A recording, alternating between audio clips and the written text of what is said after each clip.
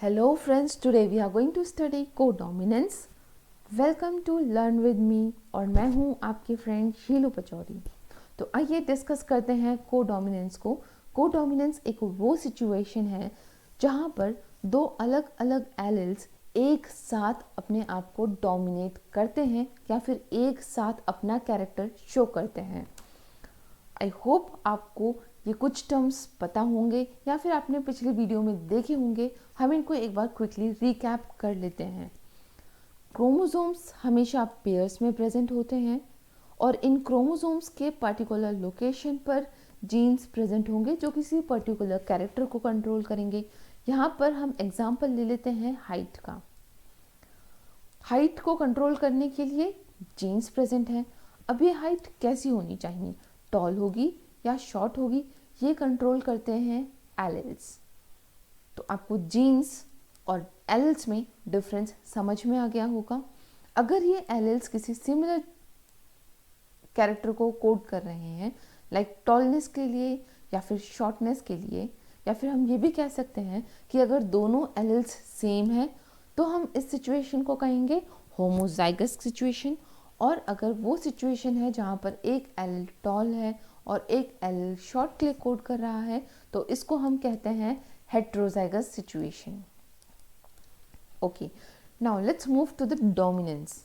अब दोनों एलिल्स में से जो एलिल अपना कैरेक्टर शो करेगा F1 जनरेशन में, ये कहलाएगा डोमिनेंट जीन, और जो F1 जनरेशन में रिजल्ट शो नहीं करेगा उसे कहते हैं recessive genes. The third one is incomplete dominance. So incomplete dominance वो सिचुएशन है जहाँ पर अगर दो हेट्रोजाइगस सिचुएशन में एलिल्स प्रेजेंट हैं तो दोनों के दोनों ही अपना कैरेक्टर कम्प्लीटली 100% शो नहीं करेंगे।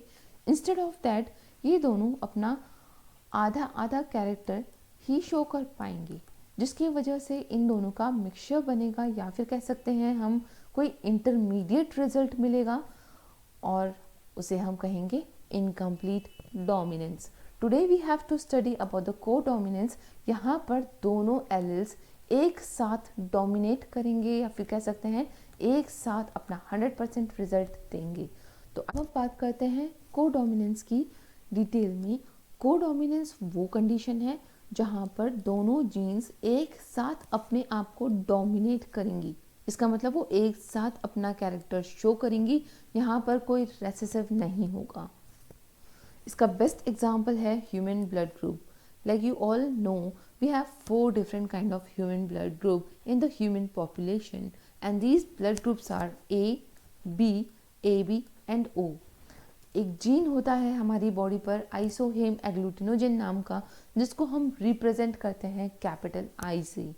ये जीन ही कंट्रोल करता है हमारे ब्लड ग्रुप को।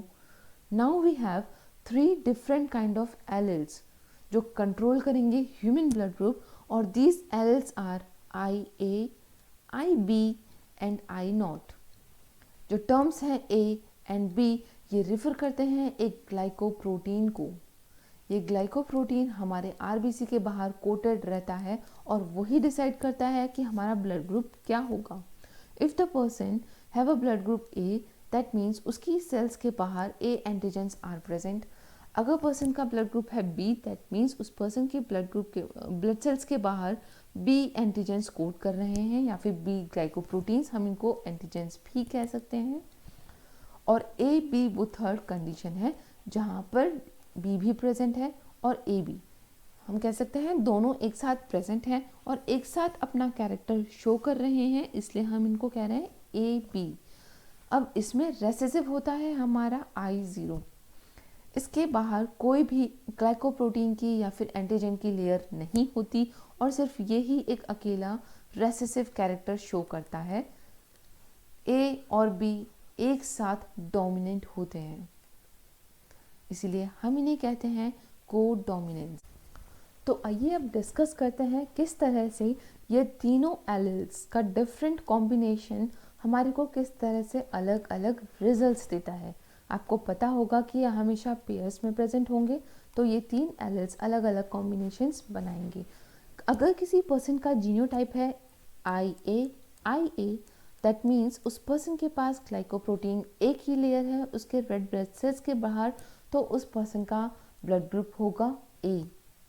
Now if the person is present in the heterozygous condition, जहाँ पर एक एलील कोड कर रहा है आई ए के लिए और दूसरा कोड कर रहा है आई ओ के लिए, तो भी ब्लड ग्रुप होगा ए।